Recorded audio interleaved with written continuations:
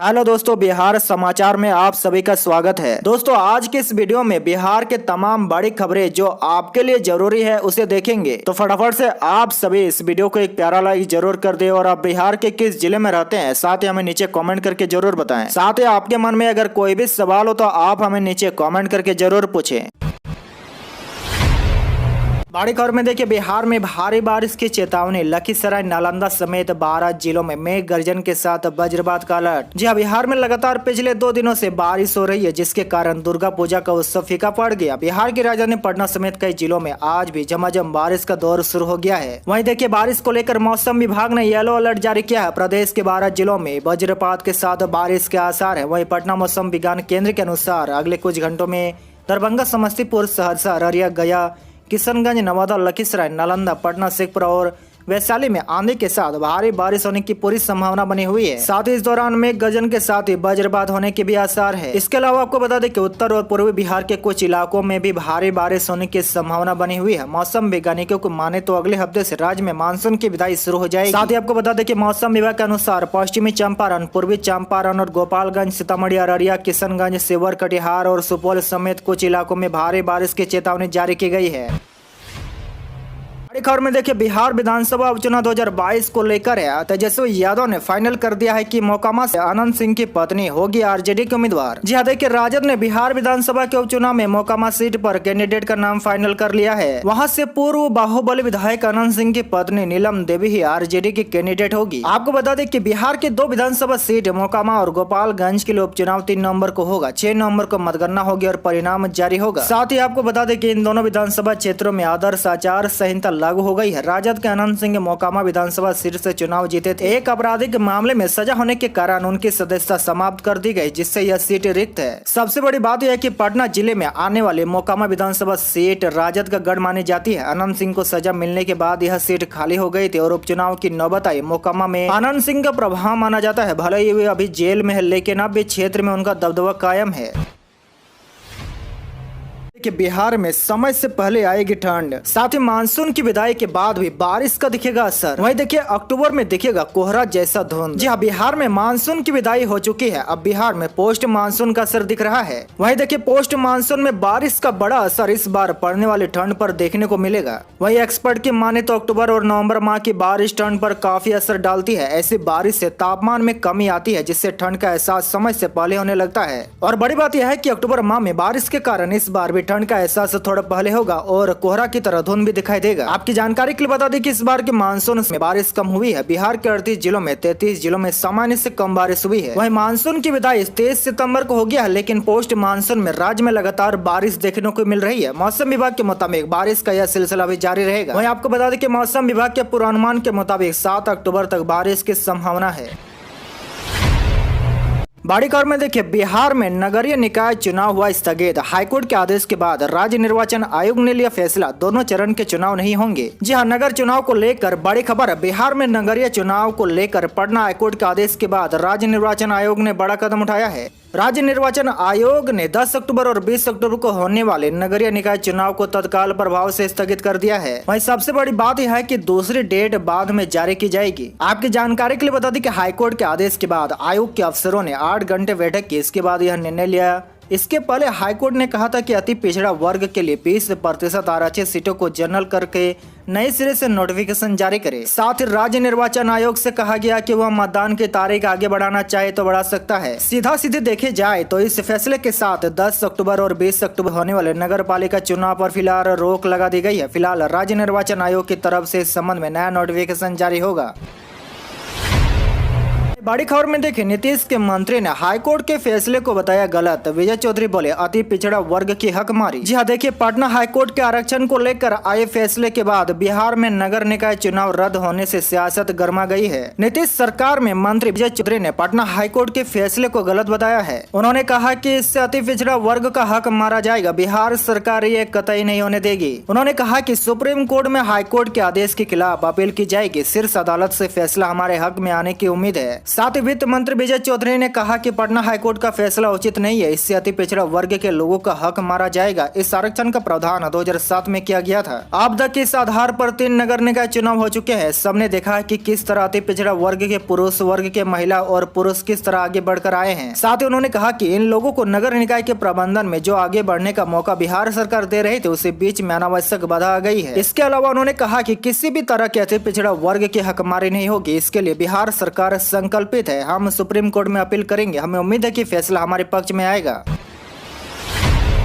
बड़ी खबर देखिए, राज्य में नौकरी का इंतजार कर रहे युवाओं के लिए खुशखबरी है। दरअसल पीएचडी में आउटसोर्सिंग पर बहाल होंगे 264 सहायक। अक्टूबर में अंत तक पूरी होगी चयन प्रक्रिया। जी हां, राज्य में public health and engineering department द्वारा जल जांच प्रयोगशाला में युवाओं को नौकरी दी जाने वाली है। इन प्रयोगशाला में रिक्त तकनीकी पदों पर विभाग आउटसोर्सिंग में कर्मियों को चयन करेगा। सरकार ने प्रयोगशाला के 264 रसायनक, सहायक रसायनक एवं प्रयोगशाला सहायक के पद पर नियमित नियुक्तियों में हो रही देरी को देखते हुए तत्काल संविदा पर सेवा लेने का निर्णय लिया है। साथ ही नियमित नियुक्ति के लिए आयोग से अनुरोध किया गया है ताकि स्थायी बहाली भी जल्द ही हो सके। पीएचडी को हर घर नल का जल द्वारा दिए जा रहे पानी की जांच नियमित करने व मानक के अनुसार गुणवत्ता सुनिश्चित करने का दायित्व मिला है। ऐसे में पानी की निगरानी बढ़ाई जा रही है और जहां भी खाली पड़े पद है उसे संविदा या स्थायी रूप में भरने की प्रक्रिया को तेज कर दिया गया है।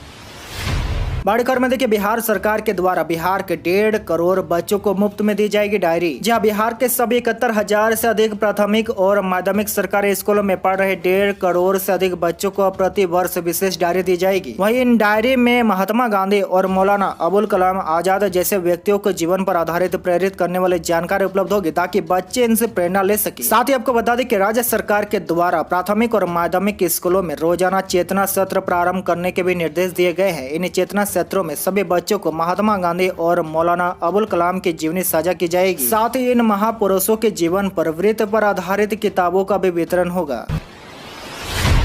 बड़ी खबर में देखिए, लोक नायक के जन्मभूमि पर 11 अक्टूबर को आएंगे गृह मंत्री अमित शाह। कर्म भूमि पर सीएम नीतीश मनाएंगे जयंती। जी हाँ, बिहार ही नहीं देश के कई राज्यों में लोक नायक जयप्रकाश नारायण के नाम को लेकर राजनीति की जाती है। राज्य के लगभग राजनीतिक दल में कोई न कोई ऐसा नेता जरूर होगा जो जेपी की संपूर्ण क्रांति का हिस्सा था। ऐसे में एक बार फिर संपूर्ण क्रांति के प्रेरणा जयप्रकाश नारायण को लेकर देश में बड़ी सियासत हो रही है। आपको बता दें कि जेपी की जयंती यानी 11 अक्टूबर को एक तरफ बीजेपी के वरिष्ठ नेता और केंद्रीय गृह मंत्री अमित शाह जेपी के गांव सिताब दियारा पहुंचेंगे, तो वहीं दूसरी तरफ बिहार के मुख्यमंत्री नीतीश कुमार नागालैंड में उनकी जयंती मनाएंगे और उसके तुरंत बाद बिहार आकर अपनी जुबानी जेपी की कहानी कार्यक्रम में शामिल होंगे, जो बड़े स्तर पर पटना के बापू सभागार में आयोजित किया जा रहा है। आपको बताते चले कि बिहार के छपरा जिले के सिताब दियारा गाँव जहाँ लोक नायक का जन्मभूमि रही है, वही नागालैंड जेपी का कार्यभूमि रहा है। बताया जाता है कि जब नागालैंड अशांत था तब जेपी ने 6 महीने तक प्रयास किया, वहाँ सीज फायर करवाया और उसके बाद 3 साल तक वहीं रह गए। गांव गांव जाकर उन्होंने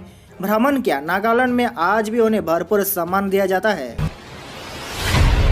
बड़ी खबर में देखिए, बिहार में चुपके से फंग फैला रहा है डेंगू। पटना और नालंदा बना हॉट स्पॉट। जी हाँ, बड़ी खबर है, बिहार में डेंगू चुपके से पंख फैला रहा है और पटना इसका हॉट स्पॉट बन चुका है। वहीं देखिए, स्वास्थ्य विभाग के अनुसार राज्य में अब तक 2363 डेंगू मरीजों की पहचान हुई है। इनमें सर्वाधिक 1806 पटना के हैं। दूसरे राज्यों से बिहार आए 14 लोग भी डेंगू से पीड़ित पाए गए हैं। वहीं देखिए, राज्य का दूसरा सबसे बड़ा हॉट स्पॉट नालंदा बना हुआ है। यहाँ अब तक 202 डेंगू मरीज मिले हैं। वहीं देखिए, पटना में 1 और नालंदा में 2 डेंगू पीड़ित के इलाज के दौरान अब तक मौत भी हुई है। हालांकि परिजन एवं अन्य सूत्रों के अनुसार नालंदा में अब तक 436 डेंगू मरीज मिले हैं। 13 की मौत भी हो चुकी है, जबकि गोपालगंज में 67 पीड़ित चिन्हित किए गए हैं और यहाँ 5 की मौत भी हुई है। जो चीज आपको जानकारी होनी चाहिए उनमें आपको बता दें कि बिहार के 9 सरकारी मेडिकल कॉलेज अस्पतालों में डेंगू जाँच की निःशुल्क सुविधा है। इनके अलावा IGIMS AIIMS Patna, Rajendra memorial research institute में भी डेंगू की जाँच की जा रही है, वो भी फ्री में। बड़ी खबर में देखिए, बिहार के इंजीनियरिंग कॉलेजों में बायोमेट्रिक सिस्टम से बनेगा छात्रों का अटेंडेंस। जी हाँ, बिहार के इंजीनियरिंग कॉलेजों में शिक्षक कर्मचारियों के साथ छात्रों की हाजिरी भी अब बायोमेट्रिक सिस्टम से बनेगी। इसकी निगरानी संस्थान के साथ निदेशालय के स्तर से भी की जाएगी। Department of science and technology ने MIT सहित सभी इंजीनियरिंग कॉलेजों के प्राचार्य को पत्र भेजकर नए सत्र से पहले इसकी तैयारी पूरी कर लेने को कहा है। शिक्षण संस्थानों में शिक्षक कर्मचारियों के लिए बायोमेट्रिक अटेंडेंस सिस्टम पहले से लागू है। डीएसटी के निर्देश पर सभी पॉलिटेक्निक संस्थान में भी छात्रों की बायोमेट्रिक हाजिरी की तैयारी चल रही है। राज्य के पॉलिटेक्निक के प्राचार्य डॉक्टर के सिंह ने बताया कि पहले भी बायोमेट्रिक हाजिरी बांधते थे, लेकिन रिकॉर्ड संस्थान के स्तर पर सुरक्षित रहता था। अब डीएसटी के स्तर पर निगरानी होगी। बच्चों की नियमित उपस्थिति बढ़ाने को लेकर सख्ती की गई है। साथ ही कॉलेज ऑनलाइन उपस्थिति के डाटा से किसी प्रकार का छेड़छाड़ नहीं कर पाएंगे। इससे सरकारी गाइडलाइन का पूरी तरह से पालन कर पाना संभव होगा। इंजीनियरिंग कॉलेजों और पॉलिटेक्निक में छात्रों की उपस्थिति का रिकॉर्ड संस्थान के स्तर पर सुरक्षित रहता था। अब इस पर डीएसटी की नजर रहेगी। 75% से कम उपस्थिति होने पर छात्र परीक्षा से वंचित हो सकते हैं।